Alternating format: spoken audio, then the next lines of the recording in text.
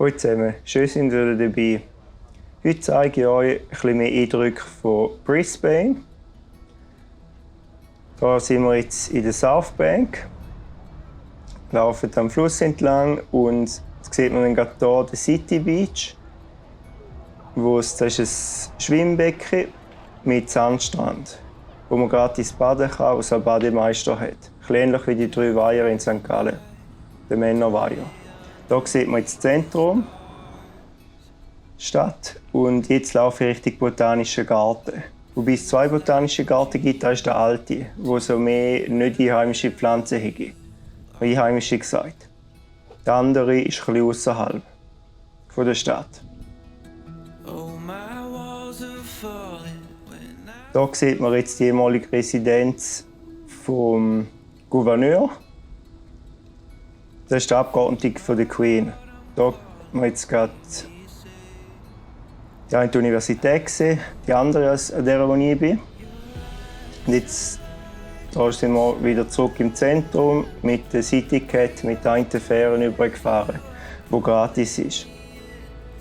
Bei einem anderen Spaziergang bin ich Richtung West End gelaufen, von die Haie aus.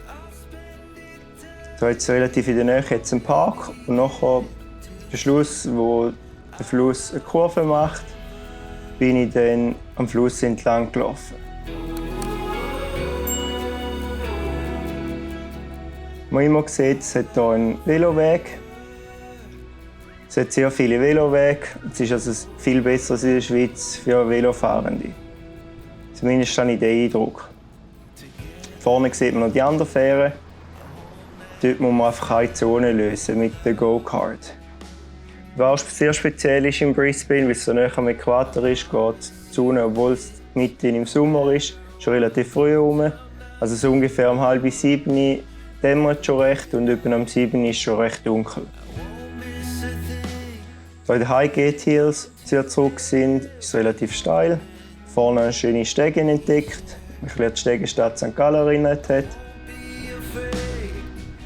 Und hier sieht man jetzt noch die Abendstimmung. Hier ist relativ nahe von meinem Airbnb, ein bisschen weiter unten an dieser Straße ist es.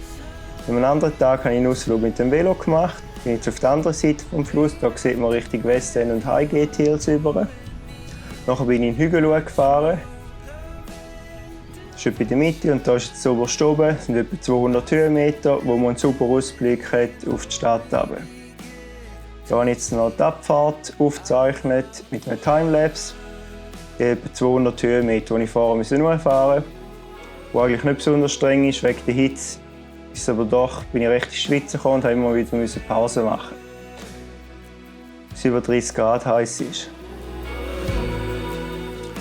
Da ist mir wirklich aufgefallen, dass es viel besser für Velofahrende ist als in der Schweiz. So kann die Schweiz noch einiges lernen. Sehr viele eigene Velowege oder sonst relativ breit neben der Straße häufig. Und wenn man mal doch auf der Straße fahren muss, dann hat es in der Mitte der Straße ein Velozeichen, um zu zeigen, hey, Autofahrer, hier als Velofahrer, passen gut auf. Also da habe ich das Gefühl, ist einiges besser gelöst als in der Schweiz. Dann wieder zurück am Fluss entlang, wo es einen schönen Veloweg hat. Zurück Richtung Brugg, um wieder auf West End und nachher die Highgate Hills über zu fahren. Da habe ich jetzt einmal einen Timelapse gemacht, dass es sonst ein bisschen lang gegangen ist. Natürlich nicht so schnell gefahren. Zurück über die Brücke. Ich hoffe, dass in diesem Video einen guten Einblick in Brisbane geben können, dass es so ein bisschen ist. Jetzt meinen Forschungsaufenthalt mache. Falls dir das Video gefallen hat, würde ich mich mit dem Daumen nach oben freuen. Ich würde es auch freuen, wenn du den Kanal abonnierst, falls du mich auf meiner Reise und dann wieder in der Wanderung in der Schweiz begleiten willst. Ich freue mich immer über eure Kommentare. Bis zum nächsten Video.